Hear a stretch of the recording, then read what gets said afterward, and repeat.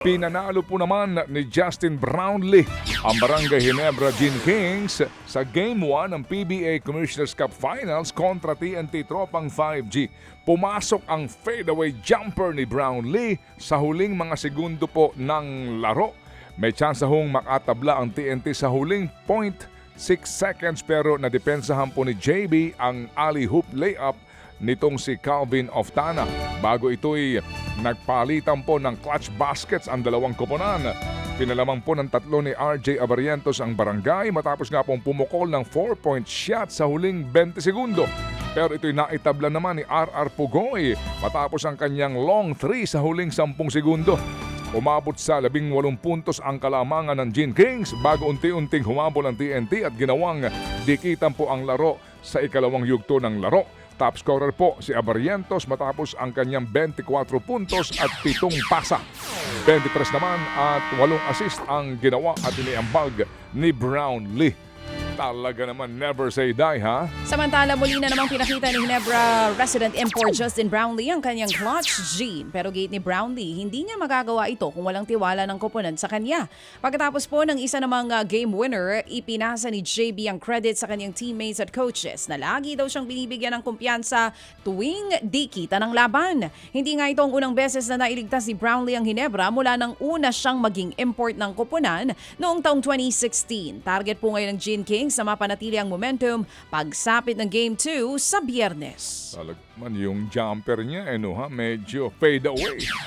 Alam mo, nung bata-bata pa ako. Ganyan ka rin? Hindi. Ayun. Uuwi po naman bit-bit na meron pong bit-bit na panalo. Di ba? Tindi, fade away.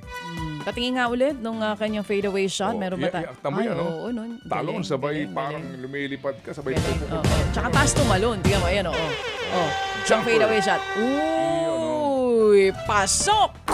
Banda. Husay, ang husay. talaga Galing, naman. ang galing, ang galing. Ano kaya kinakain ni Justin Brownlee? Ha? Ang husay eh.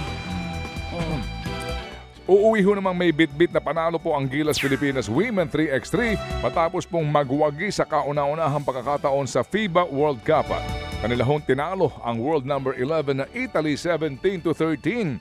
Mainit nga po ang laro ni Camille Clarin matapos pong pumukol ng 4 na 2-pointers. Bago yan, natapos ang kampanya ng bansa sa torneo matapos pong matalo ho naman sa China 20-12. Umexit ang koponan na may isang panalo at 3 talo, pang-4 sa Pool C. Tanging ang top 3 teams po lamang ang aabante sa knockout round.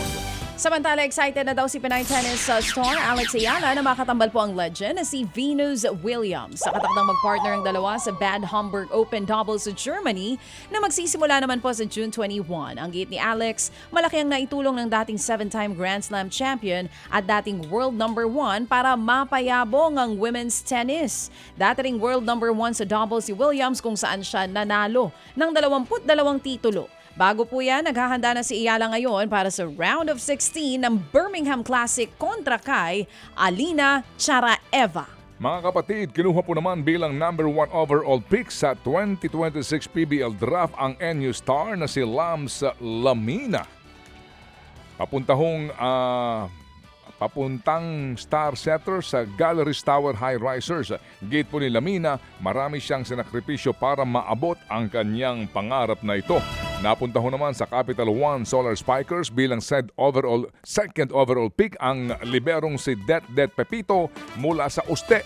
Makakasama niya sa kupunan ang matagal na po niyang katropa na si Bella Belen. Number 3 pick naman si Tin Ubaldo ng FAU na kinuha ng Choco Mucho Flying Titans. Hindi siya nakadalo sa draft dahil nga sa abalang naghahanda kasama ang Alas Pilipinas para po sa AVC Women's Cup. Kumumpleto ho naman sa top 5 sina Mapua Middle Blocker, Alaina Ong para po sa Zeus Coffee Thunderbells. Habang nag-pass naman sa 5th pick ang Akari Chargers, paliwanag nila hindi na raw po available ang mga target nilang player. Sa kabuuan, 11 po sa 38 na aplikante ang na-draft. Magiging free agents po naman ang mga hindi nakuha.